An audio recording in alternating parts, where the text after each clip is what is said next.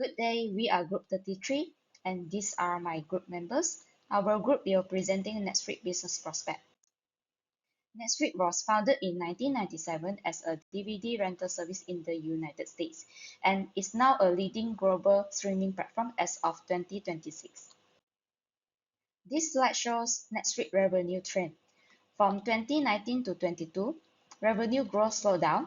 This happened because many people subscribed earlier than expected during the COVID lockdowns. As a result, future growth was pulled forward. During this time, password sharing was common, and this limited Netflix's ability to earn more from existing users.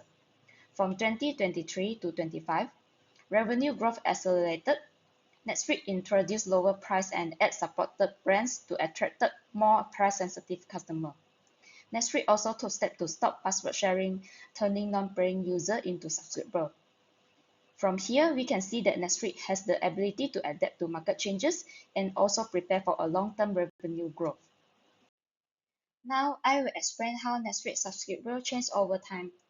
In 2012, Netflix shifted from DVD-based to streaming-based in the United States. It then expanded internationally. In 2015, Netflix phased out DVDs, and the streaming became the main subscription contributor. From 2016 to 18, Netflix expanded rapidly worldwide. It launched in over 190 countries during this period. In 2020, subscriber growth increased as people stayed home during the pandemic. Later on, growth slowed as pandemic conditions returned to normal. Then Netflix invested in international content to boost up its subscription. Next, in 2024, Netflix cracked down on password sharing and launched cheaper ad-supported brands. This helped to stabilize subscription growth.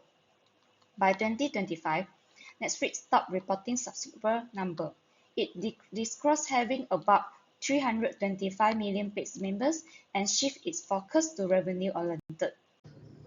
Netflix remains one of the most affordable streaming platforms and stay competitive by adapting quickly to industry changes. It introduced a lower price ad-supported plan to attract more users. As technology evolves, competitors like Amazon Prime Videos offer bundle services, pushing Netflix to innovate by adding features like games and live content. Through this international expansion and adapting to different consumer behaviors, Netflix is able to continue to strengthen its position and maintain a leading market share in the entertainment industry. Let's look at Netflix's future revenue strategy and how it can adapt to a changing market. In the short term, from 2026 to 2030, Netflix should focus on stabilizing the post-pandemic growth. This means by tightening cost control, especially in content production, while refining ad-supported subscription and pricing strategy to boost the advertising revenue. Looking further ahead from 2031 to 2040, major growth opportunities lie in emerging markets such as Asia Pacific and Latin America. With rising internet access and an expanding middle class, success will depend on localized, culturally relevant content that builds long-term customer loyalty. By balancing this cost discipline, smart monetization, and global localization, Netflix is able to sustain its growth and maintain its market leadership. In short-term growth, the trend is predicted to grow moderately. It reflects the market saturation in developed regions. In 2023, Netflix has introduced an ad-supported tier and also enforced stricter account sharing policies. This has resulted in a significant increase of subscription amount in the subsequent year, which is 41.3 million. However, in 2025, the amount has reduced to 23.4 million. This indicates that the growth has likely to temporarily peak after a one-time uplift. Over the long term, subscription rate will likely re-accelerate. Netflix continue to expand its entertainment offering and actively licensing third-party content such as partnership with Sony Pictures Entertainment.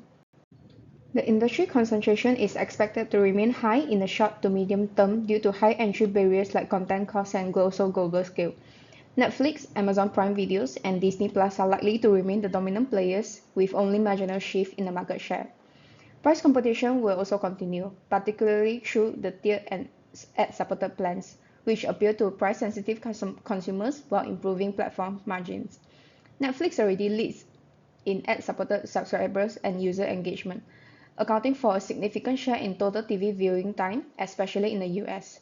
This also demonstrates a very strong brand loyalty and also reinforces Netflix's position as the industry leader.